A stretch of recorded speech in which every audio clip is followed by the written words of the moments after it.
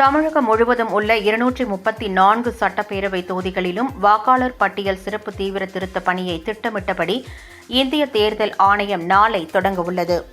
இறந்தவர்கள், முகவரி மாறியவர்களின் பெயர்கள் தொடர்ந்து வாக்காளர் பட்டியலில் இடம்பெற்று வருகின்றன.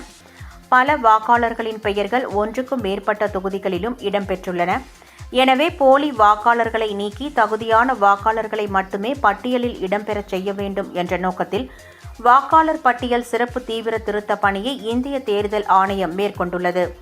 அதன்படி தமிழகம் மற்றும் புதுச்சேரியில் உள்ள அனைத்து சட்டசபை தொகுதிகளிலும் நாளை முதல் டிசம்பர் 4ஆம் தேதி வரை வாக்காளர்களை கணக்கெடுக்கும் பணியை அரசியல் கட்சிகளின் முகவர்களுடன் இணைந்து அரசு ஊழியர்கள் மேற்கொள்ள உள்ளனர்.